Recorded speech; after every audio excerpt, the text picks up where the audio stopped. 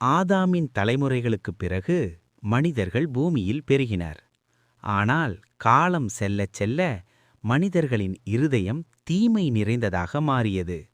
Bible சொல்கிறது, மனிதனின் இருதய சிந்தனைகள் எல்லா காலத்திலும் தீமையாயிருந்தது.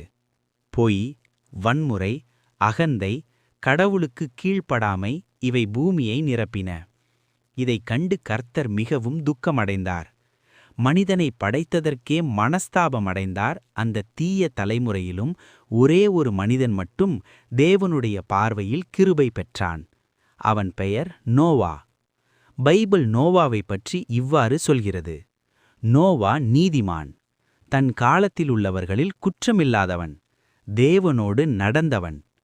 மக்கள் தேவனை மறந்த காலத்திலும் நோவா மட்டும் தேவனுக்கு கீழ்ப்படிந்து வாழ்ந்தான். கர்த்தர் நோவாவிடம் கூறினார், பூமி வன்முறையால் நிரம்பியுள்ளது. நான் எல்லா மாம்சத்தையும் அழிக்கப் போகிறேன். ஆனால் நீ என் பார்வையில் நீதிமான், உன்னை நான் காப்பாற்றுவேன் என்றார். அப்போது தேவன் நோவாவுக்கு ஒரு கட்டளையை கொடுத்தார். நீ கொப்பேர் மரத்தால் ஒரு பெரிய பேழையை கட்டு, அதில் அறைகள் உண்டாக்கு, உள்ளும் வெளியும் கீழ்ப்பூசு என்றார். பேழையின் அளவுகளையும் தேவன் துல்லியமாக சொன்னார். நீளம் 300 முழம், அகலம் 50 முழம், உயரம் 30 முழம். இது ஒரு மிகப்பெரிய கப்பல்.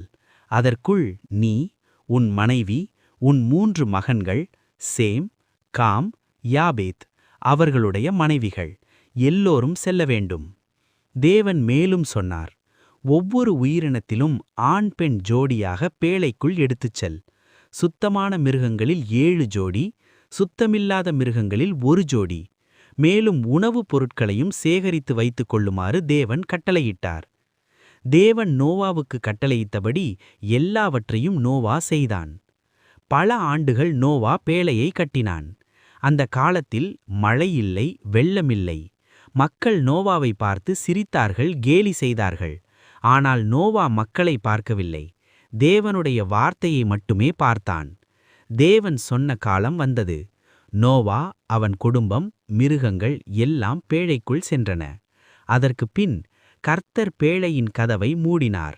அப்போது வானத்தின் ஊற்றுகள் திறந்தன, பூமியின் ஆழ ஊற்றுகள் உடைந்தன. 40 நாள் 40 இரவு மழை பெய்தது. நீர் உயர்ந்தது, மலைகள் கூட மூழ்கின. பூமியில் உயிருள்ள எல்லாம் அழிந்தது. ஆனால் பேழைக்குள் இருந்த நோவாவையும் அவனோடு இருந்தவர்களையும் தேவன் நினைத்தார். 150 நாட்கள் நீர் உயர்ந்திருந்தது.